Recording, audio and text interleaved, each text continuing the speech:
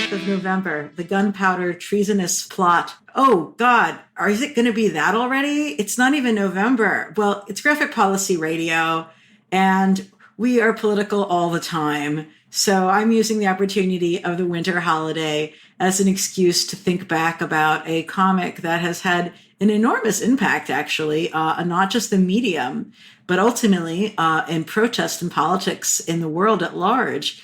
That is V for Vendetta.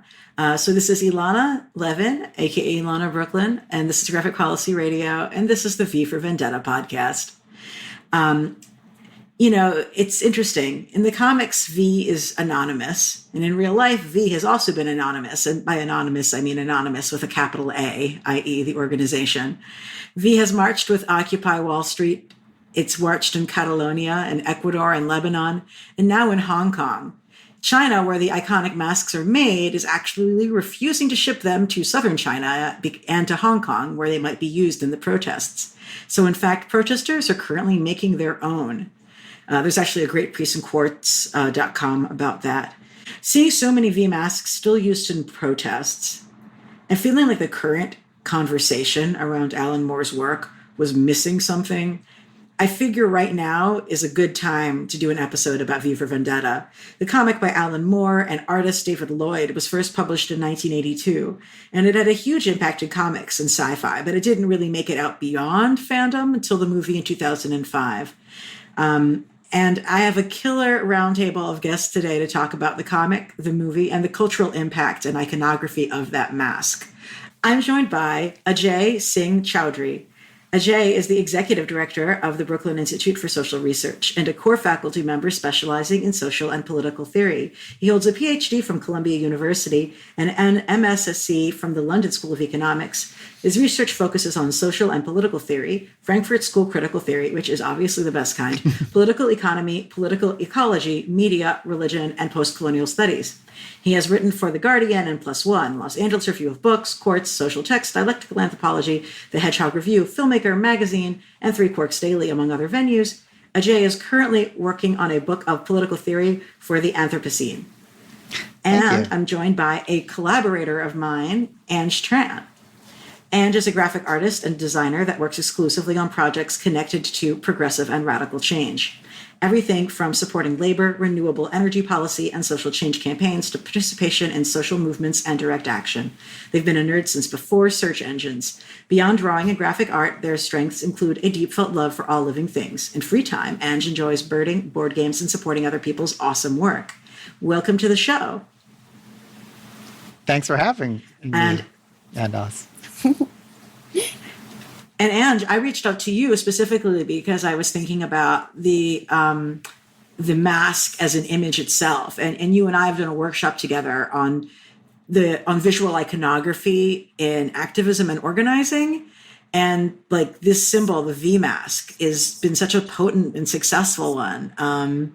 And I was like, I know who's thought about this a bit, and I asked you if you had, and you were like, let's do this. So here we are today. So thank you all for joining me.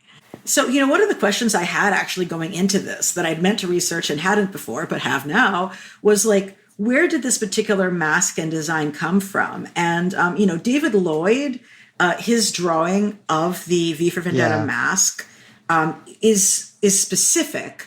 It's, it's what British people would have seen that and been like, yep, that's a Guy Fawkes mask. But the specifics of the design of it were things that he designed himself to work for this particular book. And I had actually asked British friends of mine sort of like what they remembered and what I'd seen about it and things like that. And I'll kind of go into that a bit during the show. But, when we think about the comic or look at it, like the entire freaking cover of the damn book is always, the dominant face and that mask that you just see over and over again. What did folks have as your sort of initial immediate reaction when you saw it, when you encountered the work? I suspect that many people that are in social movements probably saw the movie, if not the comic, before they started seeing the mask pop up or thought to use the mask pop up in different types of protest. But I think that probably a lot of people saw the mask first, and maybe didn't until later see the movie or take an interest to sort of the pop culture source of where this image came from.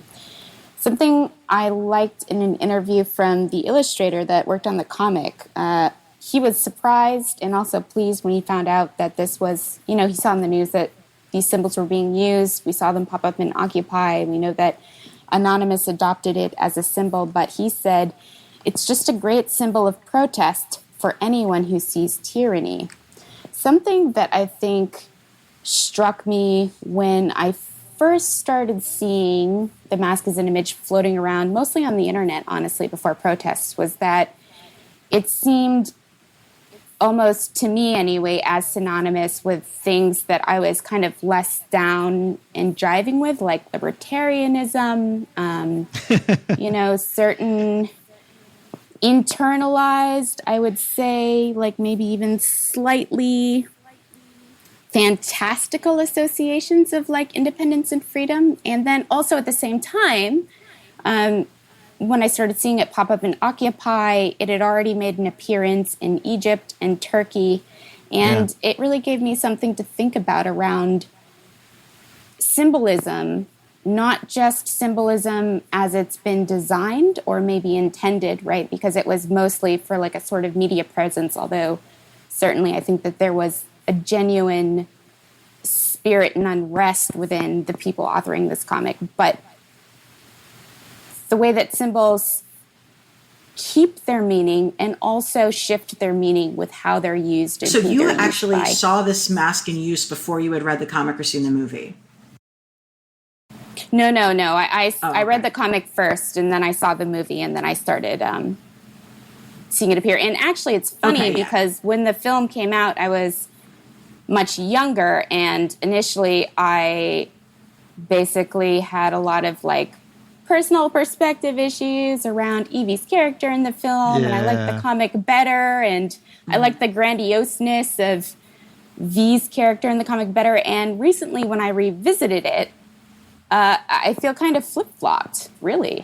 Do you mean flip-flopped as in now you find the movie version of V more compelling, or flip-flop in the sense that you just change your position on the book, or just curious about that?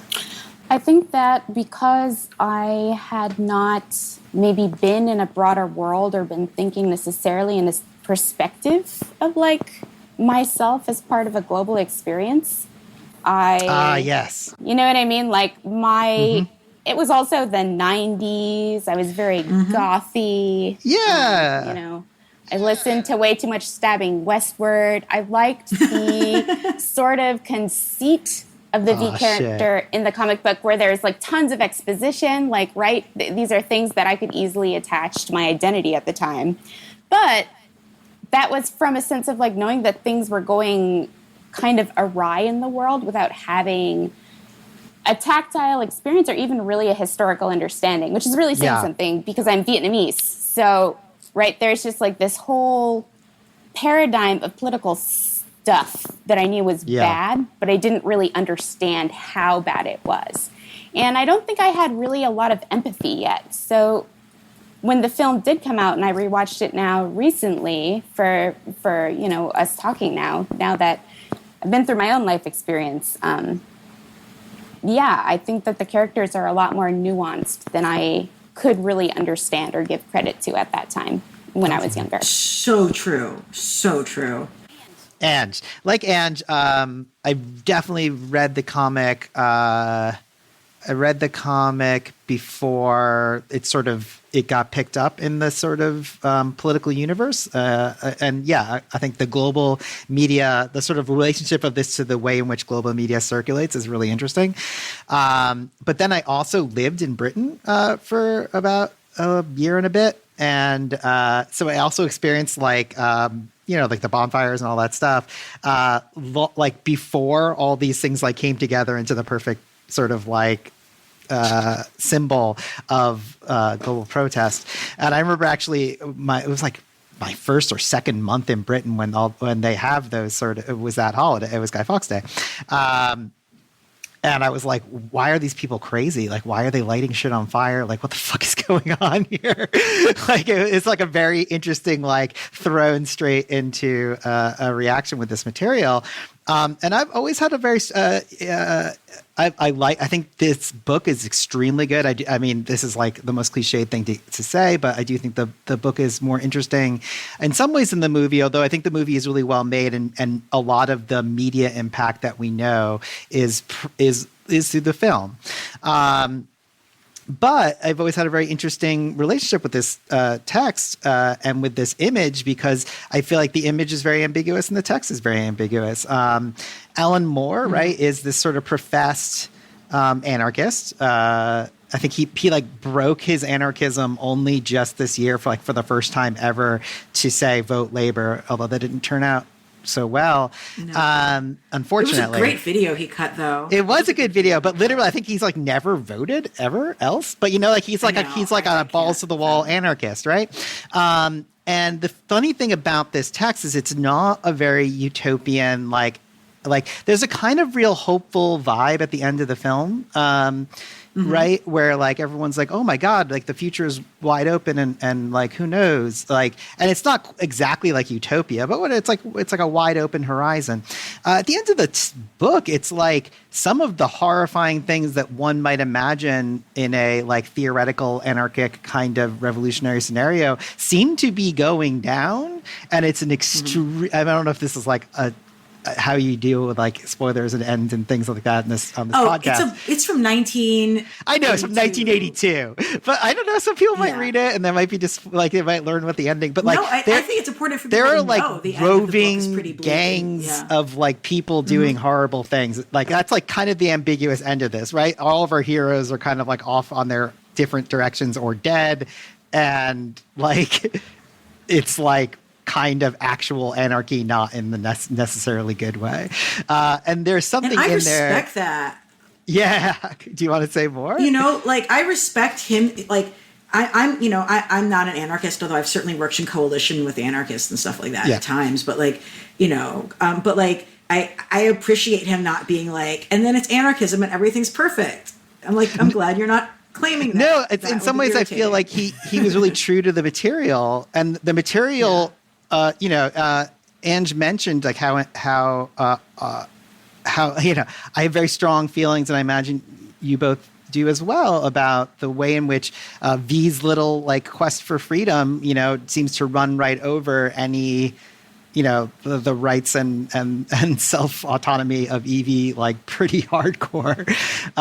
So like he's really embraced this certain kind of like a deep, dark ambiguity of this character. And I think that Lloyd did a really good job in taking the Guy Fawkes mask, which was already super ambiguous in history, and I'm like happy to go into that, and sort of like fusing those together to make this symbol that is like sort of like it's affectively charged, right? It has this kind of like sinister, and does have an anti-authoritarian or like a streak of rebelliousness, but that could be a good or bad rebelliousness, I guess, is the thing that I think is so fascinating. Like the thing that we always see from any sort of text is that you have the people can, like there's people who are on the right marching as Captain America and people on the left marching as Captain America. Like even regardless of the authorial intent and like our inability to fathom how somebody could possibly take something a certain way, like people are still going to do that. But yeah, but like Ange, when you were saying that you initially, when you were like, oh yeah, this might be some libertarian shit, that's like a very natural,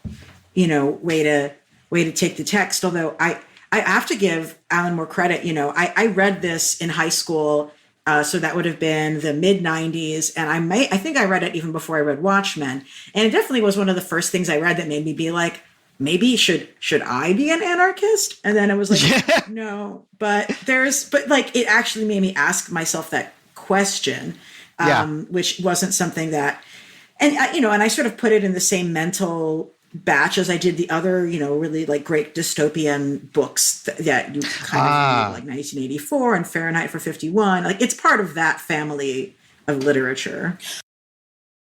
Well, I think that there's something interesting to kind of talk about in that. And I think that this is a voice that we've seen in a lot of works, not just in comics and pop culture, but even in different, anarchist manifestos the world over, even in people coming from philosophical, like critical practices, as well as like maybe social political positions where it's very... The thing that has an appeal about this particular type of voice is the intimacy of this sort of internal thought that's getting woven into this story that, like, we get to listen to without participating in. And I think that that is useful, and that's obviously had an impact. But I think that also where this influenced voices of manifestos, right? Everything from the anarchist cookbook to different types of declarations, anonymous, where it stops. I mean, like, right? If I was ever called a propaganda machine, I would feel like I had finally contributed to the world and like done something significant. So I'm coming from like a very particular position, I think, as like a graphic designer with delusions and fantasies of grandeur as far as like political effectiveness. But those are good delusions. Keep them coming. I know, and it's important. But I mean, I think actually that speaks to my point. There has to be space where other people can see themselves in there, and that doesn't negate the self at the same time, and that also isn't such a downer. Like, right, this guy is depressed, and he's just negative. Sure, broadly speaking, the things that he's saying about the situation of this fascist state are not incorrect. There are definitely parallels, even more today, even more right now than there were in the 80s when the comic first came out, or like the early 2000s when the film came out. Like, it's even just like more so relevant. But in the possibility that this character is supposed to manifest, and this is where I appreciate the ending of the film as being a little bit different from the ending of the comic. Like, if you're talking about, you know, an idea can't be shot or whatever bullshit, like, there's a certain kind of faith or poetry or something that has to be part of that framework to make it believable and not just fantasy. Well, you know, I think like this is almost jumping to the end of it. It is sort of one of my big thesis points on it is like, you know, the book is ultimately very individualist, and you see individual people taking action that results in, you know, different change. And V does get to have, he enacts his vendetta and he kills these absolute authoritarian monsters, and the government does turn over. But in the movie, it's very much more about lots of people coming and donning a mask. Like in the end of the book, you know, she realizes that she must be V, and then she reaches out to one individual person after she becomes him, so to speak, to find him. It's like person to person. In the movie, you have all of these people coming out wearing masks together, standing in mask. It's much more collectivist. I mean, ultimately, the book is very much an anarchist philosophy. The movie is much more like a progressive Democrat, basically. Like, the movie is a lot more mainstream in its politics.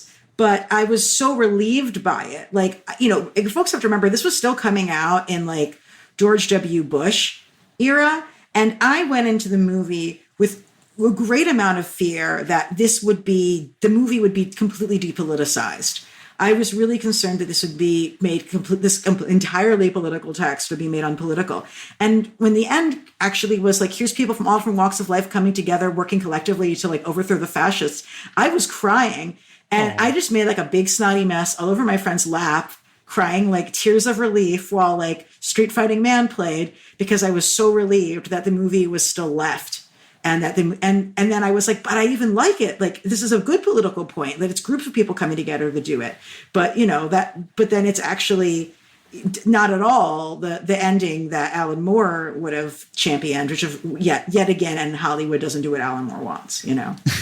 Which is okay. I mean, like, as you said before, like, authorial intent only goes so far. I mean, I don't think it's okay that like Alan Moore has these like ongoing like IP issues with DC and whatnot. Yeah, getting screwed over. for your but money. like Not no okay. author does get the final say on how people interpret their work. And I do think that, that film adaptation, it's funny that you mentioned it's sort of moment of reception, because I actually can't remember. I have the book right in front of me. I was just flipping through it right now, but I can't remember if it's in the book or not. But that scene in the film, actually, which is far earlier and far less bombastic than the ending, which we've been talking about, where the station manager or whatever his name is, the sort of Evie's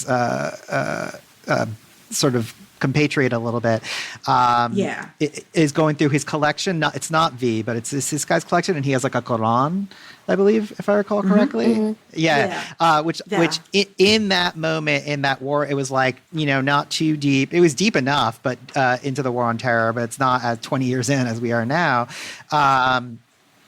That was like a meaningful thing, and also like a really horrifying vision for, the way in which a fascist sort of 21st century fascism in Europe would look like.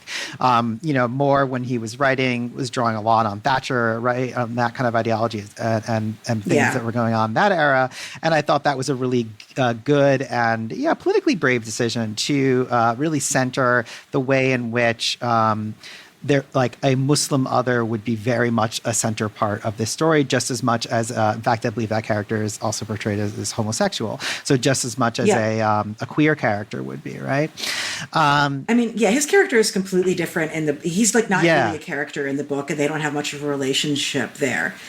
Also just in the TV show, this is like, okay, that's Glenn Beck and Bill O'Reilly, like the evil TV host is like such a clear one-to-one. Oh, yeah.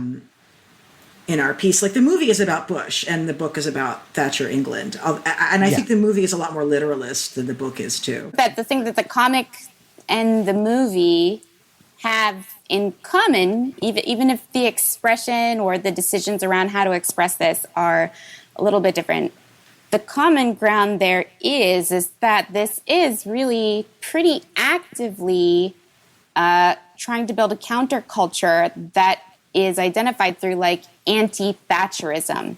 So I think maybe that's where like absolutely various philosophies of anarchism, socialists, what you will, like, right? That's the common grounds where the mask as a symbol comes into play, certainly, but also the difference between the comic and the movie agree with each other nicely is that it is anti-capitalist. And now we're actually, right, like right now, we haven't, like, right, it was kind of like a faux pas to like get overly, I don't know, referential about like economic theories for a little while. And now I feel like it's come back where we're seeing like in South America, all of these anti-capitalist demonstrations. But sorry, Ajay, you were going to say something. No. I'm happy to pick up on that point to link it to the other, because I'm glad you raised it. I think in this moment, like political economy, and you think about a case like somewhere like Chile, right? Like sort of the famous sort of like test case imposed from above after Allende was deposed in the CIA coup. That's where the birth of neoliberalism is, right? And to see so much happening there to push back on this. There's that wonderful poster. I don't know if people saw it, but I think it was making the rounds on the internet where someone was like, this is the birthplace of neoliberalism and this is where it will die. And it's interesting to see that kind of, to see that bubbling up in so many places, that kind of connection. And it's not like an accident. I remember shortly after the 2016 election, there was a question, like, I think a question was like to Branko Milanovic, who was this like kind of like interesting, relatively mainstream economist at the World Bank, and people being like, well, do you think there's some connection between all these like moments of protest and far right and all this kind of stuff? And he's like, well, yeah, like the global economy is interconnected. And I think part of that is also the global, circulation of certain kinds of media, not only from the United States, although we are a major part of that media, the sort of circulation of that media. And so we see it sort of bubble up in all these places. The one thing I did want to say, and actually I think it connects really nicely with this question of the bringing back sort of the economic portrait or bringing back these like direct protests, is that Alana, when you were listing this as sort of one of these dystopias, I teach this in a class called the Dystopian Imagination, but there's many different kinds of dystopias. And in fact, the week that I teach this to students, I also have them read some of Frederick Jameson's Archaeologies of the Future. And he actually has, I think, 4 varieties. I can't remember, honestly. This is embarrassing. But he has many varieties of utopia and dystopia. I think there's 4, at least 4. And like something like 1984 is like a classic dystopia, right? And what for him, what that is it's an anti-political message. Like whether or not Orwell intended that or not, God knows. But right, it's like this is what happens if you try to change the world. It will be some kind of like horrible thing like this. And there's actually a lot of that in dystopian fiction. Dystopian fiction also, right, that very often sort of cannot just recreates the world. And I don't think this is necessarily a bad thing, but recreates the world we already know and sort of projects it into a different circumstance or a different time. Whereas the kind of dystopia that V for Vendetta is actually calls forth the politics. It's like willing to take a gamble. This is something about its honesty that I find really fascinating as well, because it's generally, again, not the sort of starry-eyed anarchism that one associates with some versions of anarchism. Rather, this is like it's worth rolling the dice. It's worth making a political. It's worth doing it, and I think that's something that binds the film and the book together, even if the endings and the outcomes are very ambiguous. Sorry, one of the things. No, that was perfect. One of the things that I really thought was a great innovation of the comic in this dystopia was the whole way that the different arms of the fascist government are named after parts of the body. Oh God, that part's so good. It's so freaking brilliant. Like the finger are the police. The voice is the propaganda mechanism. The ears are like the spies. I mean, listen, and this whole idea of like the body of the state. Is, and so that if you're fighting and struggling against any of these arms of the government, it's like it implies that you're fighting against your own body. And then there's V in the first fight scene of the comic, and his hand falls off when they go to grab him by his wrist, and his hand is a grenade, and his whole body is always sort of falling into different pieces. Like he plays with dummy masks, and he plays with like armatures, and like all these different pieces of the body is just obliterated, and it's himself, right? And I was just like, that is artistically and metaphorically such a great and beautiful device. I feel like there's something else to that too, that at least I think is interesting, if not useful. And we're talking about this a lot in terms of like this fascist state apparatus in the comic and in the movie, where does the body end and where does like the mechanism of control begin? Yes, definitely all that is built in. A thing that I feel like is more sort of subtly established but not really addressed in the same hit the nail on the head way as the long arm of the voice, right? The finger men, the oppression, the control is V's trauma from what has happened to him. And the trauma that he's really kind of imposing on the people around him, especially Evie. Yep. And that in this sort of confusion between the broader world and the self, there's, and I feel like in other genres of like many different kinds of dystopias, right? I just recently watched the film The Lighthouse. I don't know, did either of you guys see that? I did. The Lighthouse? Right, so that The Lighthouse. I have not seen that film, but I'm writing it down now. Yeah. But that's a bit of like a psychotic fantasy of trauma, because you can't really discern between the outside world and what may be happening internally. And I think that what you just said, Alana, about the finger, the voice, the state apparatus, that there's not a lot of clear distinction between that and V, that this, as a type of trauma, really talks about, well, where does recovery come in? And like, what does that mean? So like where we're seeing these masks everywhere even, and like this is definitely reaching, but I'm curious to know what you guys think. When we are seeing these masks appear in historic contemporary contexts like Occupy onto now with the Hong Kong protests, right? There's like a whole bunch of action slated to happen. We know that there are all these bans going on around masks. We know that people are finding ways to make masks or glue hair to their face. Like, whose suffering are we hearing now in how this connects to people? And what, even though we had like in the comic all this exposition, in the movie, you know, these characters that we were focused around, like what really was like the nature of that suffering that we were supposed to understand there? And like, how does that connect to this kind of like depressed anarchist agenda, or some might say like revolutionary, radical kind of repurposing of energy?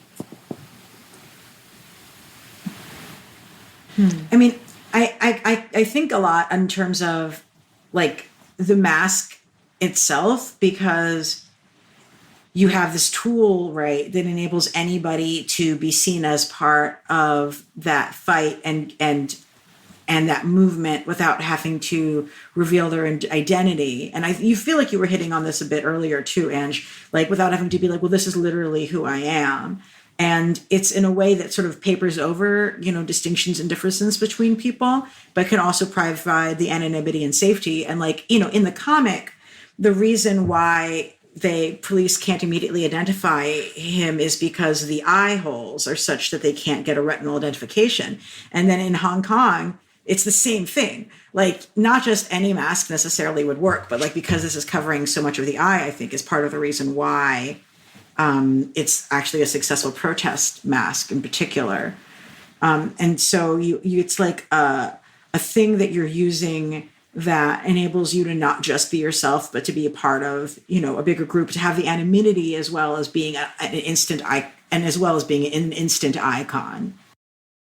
I also really liked, this is like a quote from the movie, but I like that in the scene, like in one of these scenes where V is talking to the sort of like genuine police detective that's right, like Finch, he's straight, Finch. He's straightforward. He's just trying to be a good detective. He doesn't necessarily have like these broader critiques that V is so keen on, but he's a real person trying to be a real performing member of society. But anyway, V says to him, you have all the facts and names in your head. When he asks V, you know, because he asks V, can he prove all the truth that he's just spilled, basically? And V says, you have all the facts and names in your head. What you really need is a story.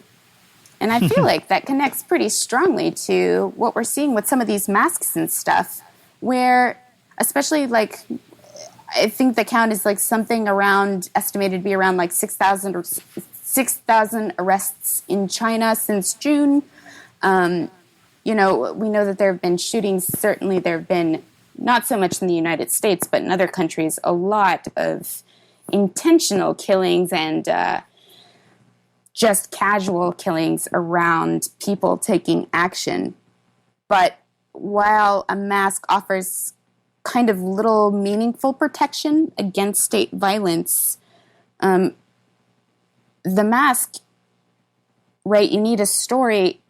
The mask has a lot more story to it that people in other countries and other places, or even in the same country, can understand, you know, compared to like, say, black bloc tactics, right? Like that covering your face with a black bandana, you know, coming out as a black mask. Like there's a real usefulness to how this helps build a story. I think that's a lot more empathetic and sympathetic, even in very different contexts. It was one of the things I wanted to understand was from like my British friends, like how does this Guy Fawkes mask like matter at all in like how they conceive of the holiday and protest over there, since this is like a British character who like nobody in America knew who the fuck Guy Fawkes was until they read V for Vendetta, or then when they saw the movie V for Vendetta. Like it's a very British thing, right?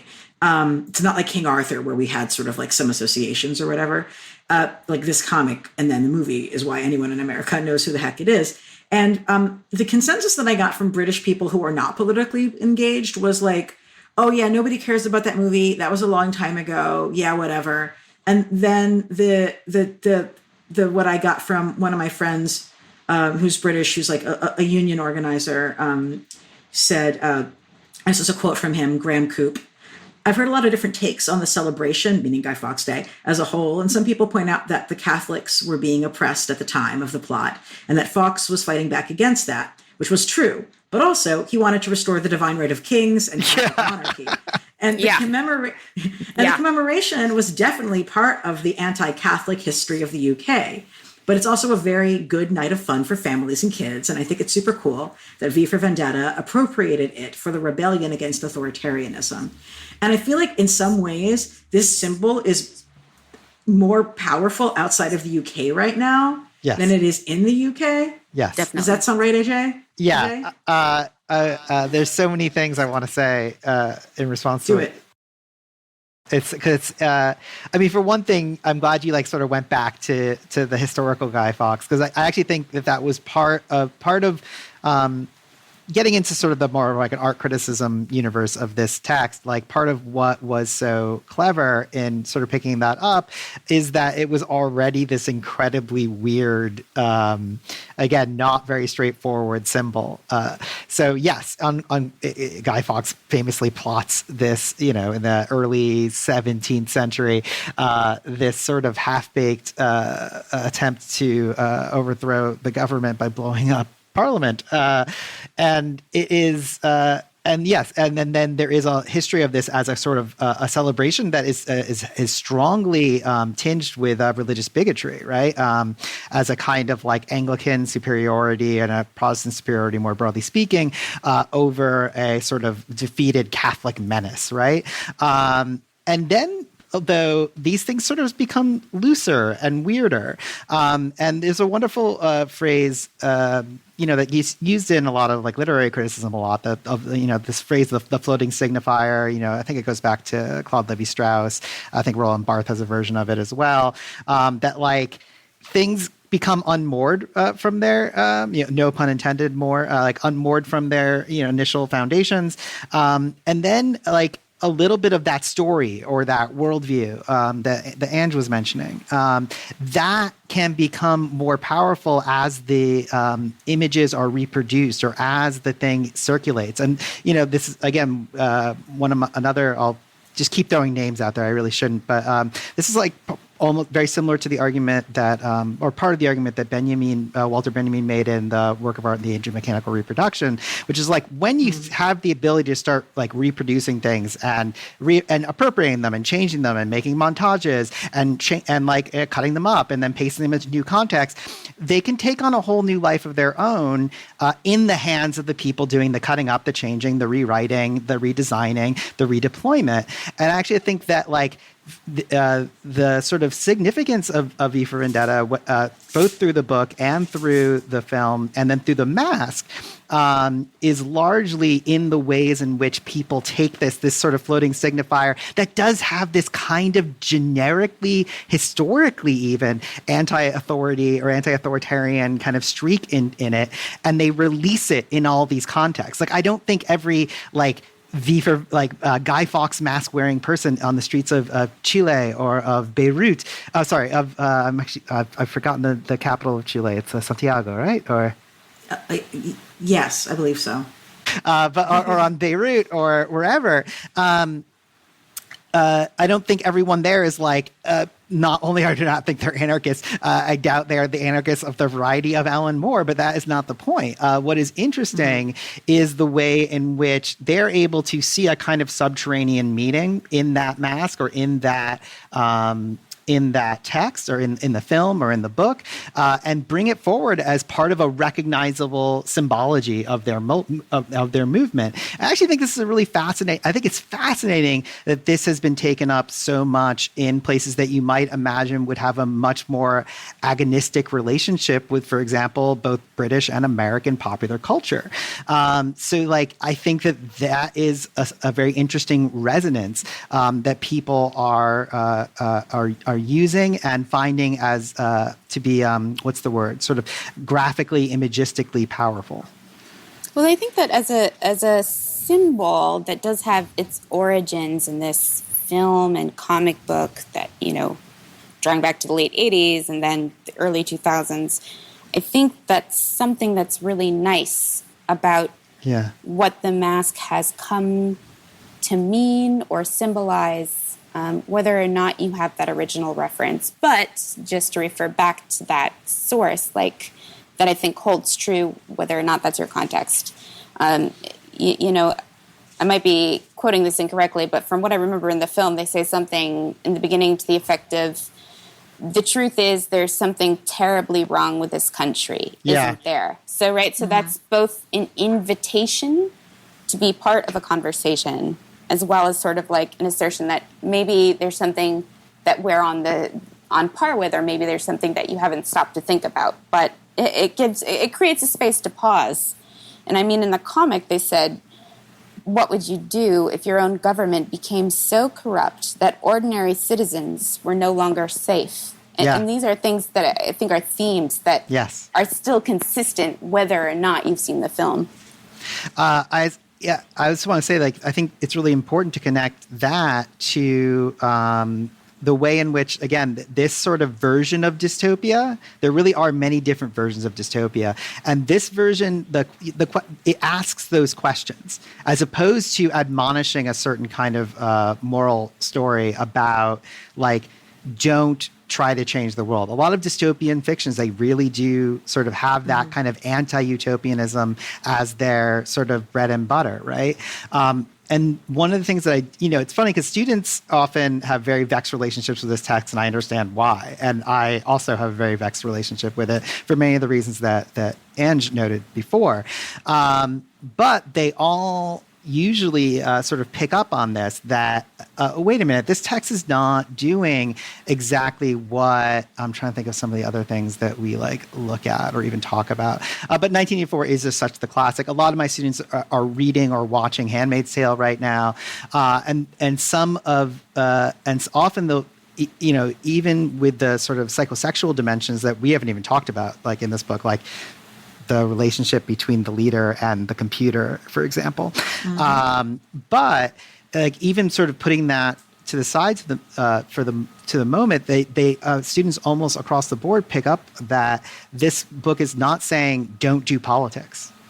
It's asking what are you going to do, or what would you do, or is there something you would do? Because there is nothing worse than going on like this, which is a really interestingly weird position for a dystopian text to take. Most dystopian texts are it can always be worse, and actually the dream of making things better was the sin. Here it's not that at all. Here it's the dream of making things better is a gamble that might be worth taking. Well, it's a dystopia because they don't have dancing in the streets. They don't have Martha and the Vandellas. They don't have American black music. And the book is super clear about that. I love that being used as a symbol that way.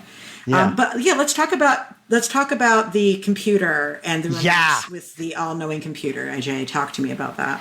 I mean, I don't even know what there is to say about this. I did not, as I said, I did not reread the book or rewatch the movie before this podcast. Unfortunately, it's that time of year in which time is a little bit pressed. I do think I have a very not fun thing, I guess, to say about it, and maybe a more fun thing. So I'll say the not fun thing first, which is I do think some of this is giving into some of the strictures that are, as much as I like to celebrate certain kinds of mass culture and popular culture, we live in a capitalist system, and we live in a relatively conservative society, I think, at least here in the United States and many other places.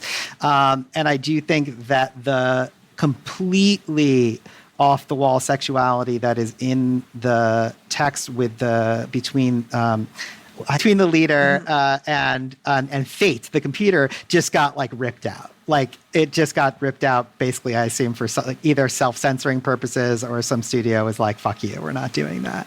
I also do think, though, in the comic, and this is maybe the more interesting one, and be curious what other people think about this, there is a really like I feel like Moore is drawing upon a sort of longer tradition, both of sort of everything from the authoritarian personality and some of those other classic sort of mid-century sort of more psychological. I tend to be more of an institutional and a political economy reader of fascism, but those more psychological takes of fascism, particularly around sort of sexual repression. Someone like Marcuse would have written about this, from all those guys. And that, like, the leader in this book, like, really... And that lends itself to fictionalization and dramatization, Yeah, and to a certain... And it's also one of the things, like, I often also try to push students on, which has a little... Maybe it's too far from our conversation, but I often am like, what makes this interesting as a comic book? Like, this is a good comic book, at least in my opinion. And there are things that comic books can do that I actually think films can't. And one of them is, like, you can be super... hilariously, I think this is part of the same story about The Mask as well. You can be hilariously archetypical in a way that if I did it in a movie, it would be stupid, or it wouldn't like land the same way. And I do think that those elements in the book are really powerful and really interesting. And frankly, like, talk about like resonant for the moment. They're pretty resonant for the moment. It's much easier to tell a powerful story where like people's own emotions, psychology, perversions are part of the drama of why behaviors and political actions play out the way they do than it is to make it just be about systems. Like, you can almost not make it just be about systems and have it work as drama. I think of a film, everything should have a good storytelling has to have some kind of psychological, drama to it. But when you were saying you can't make a drama about systems, I was thinking of Brazil. The Terry Gilliam No, you can, film. but that's still a character. But it's you absolutely can. But but he's still driven. You don't get out of bed in the morning. There's a old Russian novel by Goncharov Oblomov where literally the character basically exists with no feelings and doesn't get out of bed for like 190 pages. Like, there has to be something that moves. It's interesting that it's basically reduced to a kind of just pat in the film. I don't want to. This is not like too much of an attack on the film, but I do feel like the leader's motivations are just kind of pat and they're not 100% clear. Whereas in the book, there really is this kind of like, right? He is more of a full person. Like, I don't want to say that in a good way. Like, he's kind of almost like Plato's tyrant. But he you can understand his sort of, and it's like the perfect foil for, of course, V. It's set up very nicely. Moore is good at this, right? He wants perfect, predictable order at all costs. And this is sort of classic sort of dialectic of enlightenment kind of thing. Like his own imposition of this on the world does not account for the ways in which his own sexual desires overflow that kind of image of the world. And so he has this intense anthropomorphizing and weirdly almost, it's masochistic, is it not? Relationship with the computer. Yes, definitely. Definitely. But I think it's also like ties in very much to like social media and surveillance at this point, right? Like, I don't think that necessarily was like, you don't like reading this. When I read this in the 90s, I didn't connect any of it to Facebook, but now I do, because they didn't exist. But now I do. Like, when you see his relationship to looking at the wall and being able to absorb all of the information and see and spy on everybody. There's so much spying on people, and not just to get information, but for like psychosexual reasons. It definitely it titillates him. It titillates him. It definitely ties into the social media like addiction, as it were. And God, he does great things with the colors. I think the light color washes, like the comic itself is just so visually stunning and recognizable at all times. In the way the movie is, the art direction is fine, but not awesome. There's this kind of... The movie's most powerful visual thing is the mask that David Lloyd decided, right? That and the really beautiful scene. So I think the film is actually... I'm going to like say what you said, but I think a little bit harsher. I think it's pretty sort of generic looking. I think the Wachowskis are fine filmmakers, but it sort of has this sheen of a generic sort of action, blockbuster kind of movie. Yeah. there is one spectacular sequence. And I think you're right that the most powerful sort of iconographic image, or the most powerful images that you can think about from that film are, in fact, of the David Lloyd version of The Mask. There is one sequence in the film, again, it's not quite the end, but it's pretty close to the end, that stands out to me, even in my memory, having not rewatched it, but it is that domino sequence. Which I think is also in the book. Now I'm like flipping through again, trying to make sure. I can't remember. Yes, there is domino. There is. It's not like the same domino thing, but he definitely fucks around with dominoes. Yes. But there is a beautiful. I mean, if you're talking about that quote that Ange put on the table earlier about the you have all the facts, but you have to put it into a story. I often think about this as you have all the empirical data, but you don't have the worldview to sort of turn it into an actual politic.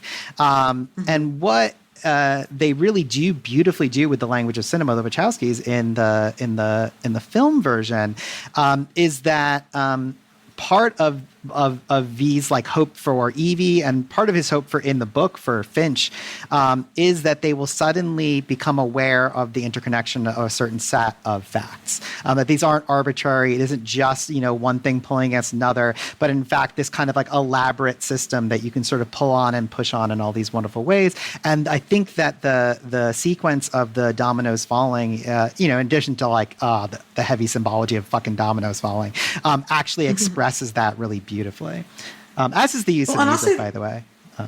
And I will say this for the Wachowskis also, is in the movie, Evie is a character.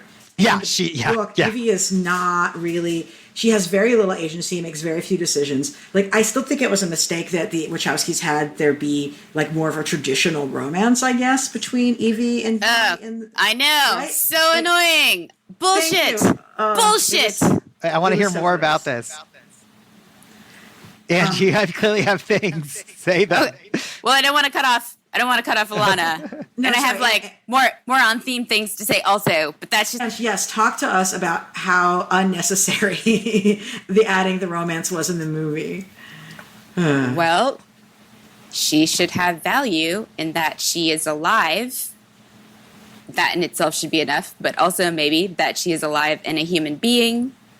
And she doesn't need to be legitimized through having a romantic relationship for us to be interested in her. No. Fucking hate that crap. Especially not to a man who abused her. It's crazy. What's it called when you fall in love with your kidnapper? It's just whatever. It's literally Stockholm syndrome. It makes me upset to see it, and and so torn because I like the character of Evie in the movie much more than in the book. In the book, she's really a cipher, but in the movie, she's cool. Also. She is, but were you like that when you were 16? I was not like that when I was 16. This is just a 16-year-old girl cipher as done by a man who's not a 16-year-old. Totally. You know what I mean? Totally. She doesn't have any inner life or desires or whatever, And in the movie, she's a pretty cool character. And I like how in the movie the Wachowskis have it be clear that one of the reasons why Evie doesn't act on her political beliefs that she already had is because she's afraid. And I'm like, that is such a good audience stand-in. Her parents, she saw what happened to her parents. She knows she has a general sense of what's wrong. She's not some right-wing person who has to be radicalized from the left. She's somebody who has to get over their fear of taking action. Yeah. But then just to to make them kiss was just boo earns. Sorry. It's just. And just unnecessary. Yep. And also, I mean, I just feel like that's part of where you can tell that this was an American produced film. Yes. I mean, maybe this is the world over. That's great. I mean, I guess my last question would be sort of I think that there was a moment where we were seeing the V for Vendetta mask a lot in protests in America, and now we're seeing it all over in Hong Kong and not as much in America. And I just do we think is the zeitgeist past? Is it not any? Do we wait 30 years and it shows up again because they've remade it into a Disney Plus series when they own the universe? Is the moment for this sort of visual done now in America while it's still very active and potent elsewhere? I guess is sort of a question that I've had, and is especially sort of interesting to me because when I was beginning to talk about this, all these people were in the States and in the UK were oh, it's passe, and I'm have you watched the international news? You know?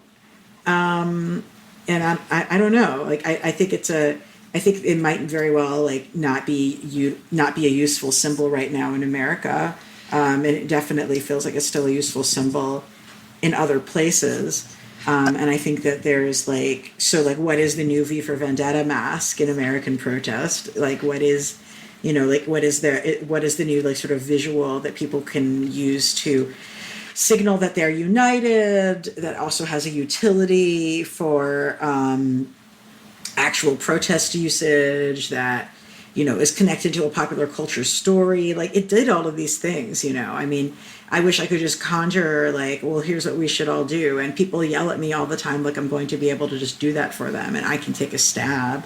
But like, it's still a sort of, which is like definitely, it's a question about like how useful is it now? I mean, Ajay, you're like teaching this book in your class to people because you think that the story is useful now. So talk to me a bit about that. I mean, I have like a whole cluster of little things I've just written, thinking about what Ange was saying and these questions that you're asking now. And it's interesting because I've taught this course several times. I'm not teaching it, right this second. And we also read Octavia Butler, Parable of the Sower. We also watch Children of Men by Alfonso Cuarón. We also watch a very strange anime, Aki no Hana, which is basically Flowers of Evil, which is an adaptation of Baudelaire, which is maybe not something you would expect in a class like this. There is an anime version of Flowers of Evil told as a high school drama, of course. Good God. Your class sounds awesome. If I was not in so much debt, I would say sign me up for that one before it fills up, please. Are very inexpensive and there are scholarships. Anyway, but no, I'm not teaching that class right now. And I do wonder if I would teach V next time around. I think I would. The whole question that got you started and that Ange had such good responses to was this like sort of like, where's the protest song? And I think I find this to be like one of the most fascinatingly wrong-headed historical kind of questions. Like, no offense, guys who are or girls who are asking that question, but like, there is this weird way in which one is like, yes, one is constantly repurposing the past. Yes, one is constantly sort of trawling and trying to bring forth whatever it is that history has given us. Yes, we actually can't know the future and plunk down a fully drawn, that's the classic, sort of Marxist anti-utopianism, right? Like, has V for Vendetta become passe in like Anglophone global North countries? I mean, maybe for the moment, but part of what's exciting and interesting, again, about studying and having a critical engagement with popular culture is sort of being able to smell or being able to sense or being able to communicate to others what might have resonance. And so like maybe it's moment, it had a big shining moment around Occupy and earlier, and then maybe it's too heavily associated with Anonymous for some folks now, but God knows what's going to happen down the line. And that's the same story as the story of the mask, right? And the story of Guy Fawkes Day and all that stuff, right? It had an anti-Catholic meaning, then it kind of just had like a family fun times meaning, then all of a sudden it had this kind of like re-emerged anti-authoritarianism that was kind of related to the anti-Catholic thing, but not really. Like, it's like a story of emergence and re-emergence, and like there's never going to be especially coming out of Hollywood. You were saying Disney Plus is about to own everything. Like, it's not going to be some message coming out of the culture industry that tells us what to do, but it's rather going to be what we do with our common sort of cultural, universe that we have.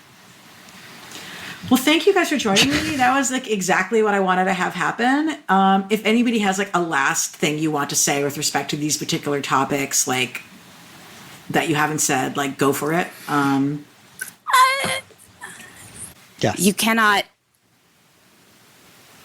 You're going to be better gambling at the horse races than you are to create concrete estimations around futures or around what will be emergent. I mean, Ajay, you were just saying this a little bit about Occupy. Like, I remember when Occupy was going around as an idea in organizing circles, and a lot of people were into it and were excited and were like, okay, yeah, we're going to think about this, we're going to participate. But a lot of people We're were not. also, yeah, they were like that. They were like, remember. yeah, we do occupation all the time. That's never going to take off. I remember the first day it happened, a bunch of the groups I was organizing or participating with at the time were like, I was like, hey, you know, we should go. Our friends are there, or whatever. And they were like, no, it's going to be gone before we even get there. Right. Traffic's bad. It's going to, and then, you know, 3 hours later, I was like, guys, there's a thing that's happening. There's over 1,000 people. There's possibly thousands of people there. Maybe we should, let's go. That seems like a nice thing to do. And they're like, no way. And then 3 days later, I was like, guys, it's not going away. It's going to be a little embarrassing for us if we don't jump in there. Come on, let's go. Right. But I mean, speaking to that about emergence being a picture that you get after the fact, and it not really being a causation that occurs or is like designed necessarily in a super forward way. Something else has come along. Like, I haven't seen the new Joker movie, but I'm seeing photos all over the internet of like people. Yeah, it's circulating like crazy. And like, certainly the face makeup of the Joker has been influenced by V for Vendetta. It looks very different than kind of Joker makeup that's been done in other movies. Yeah. I think that... Yeah, I've wondered about like some of the bleed over from the iconography in like any sort of like white face with features, like not white like looks like me, but white as in like white as a page, face with like features drawn on it, and like conflating Joker and like Joker as I haven't seen the Joker movie as like a political symbol with like V as a political symbol. It's complicated. I mean, I think that the thing that, or something at least anyway, that's worth noting or maybe significant, something along those lines to this, is that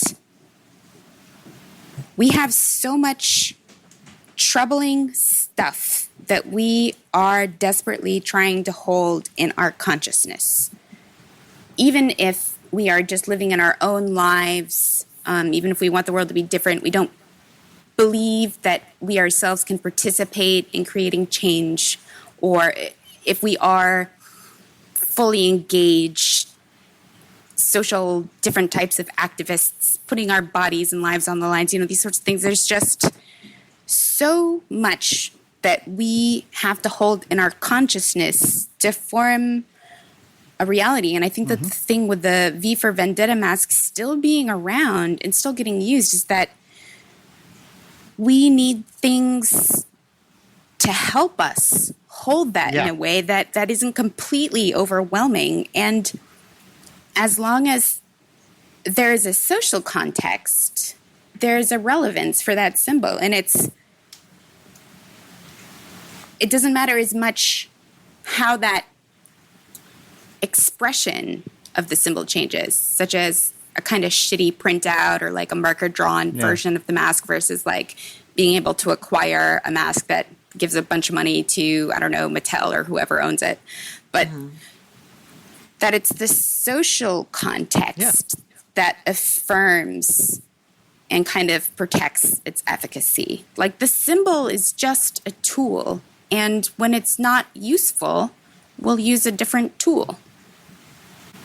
You know, what I find so fascinating about what you were just saying is, right, like, is in fact the way in which these things don't, like, there is no, like, automatic nature, or there is no, what's the word?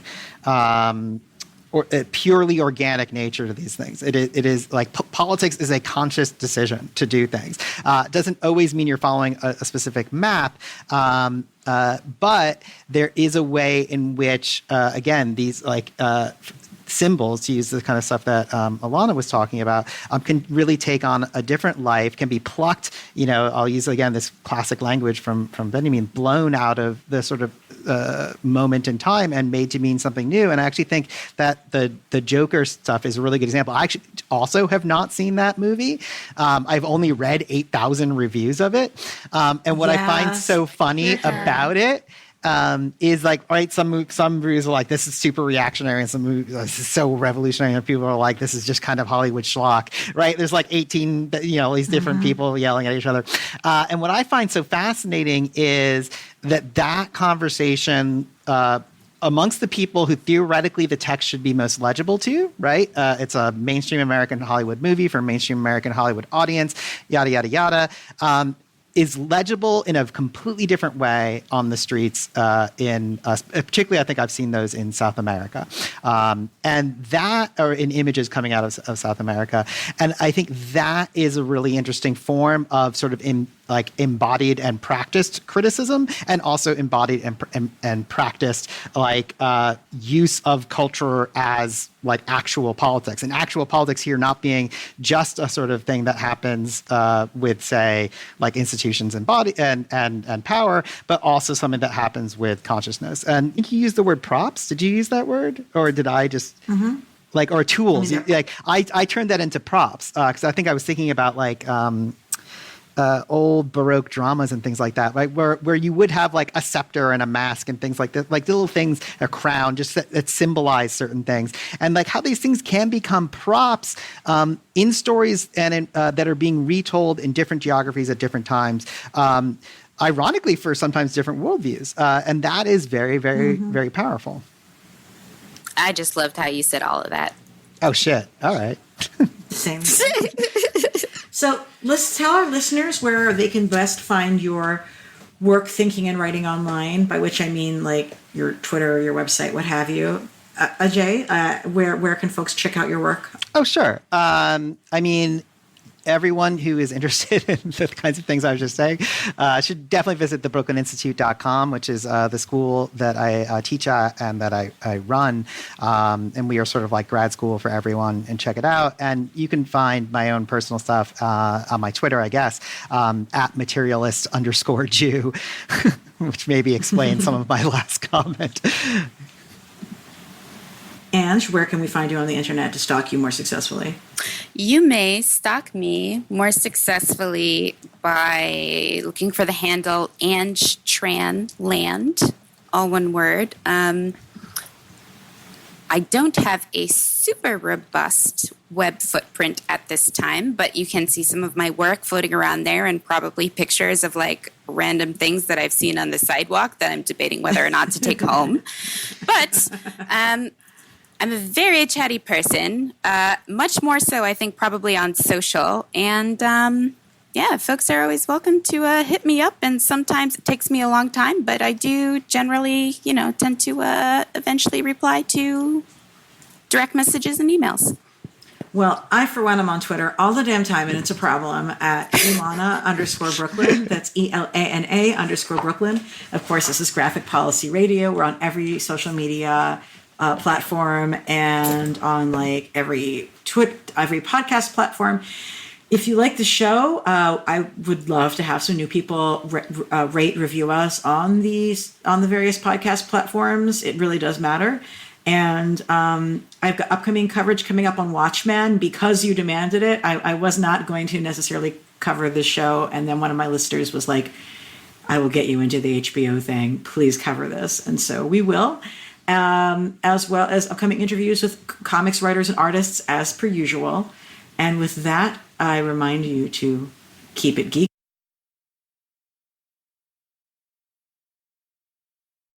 Hey, thanks for watching the previous video from Graphic Policy Television. Just by watching, you help support our site. Thank you so much. Now, if you're watching these videos, you probably care about geeky things like movies, television, comic books, toys, games, video games, you name it. You can go and subscribe right now to our YouTube channel to stay in touch and catch all the new videos, or check out our website at graphicpolicy.com. There's a nice link on this end of the video. But as always, thank you for watching. Keep on rocking and keep it geeky.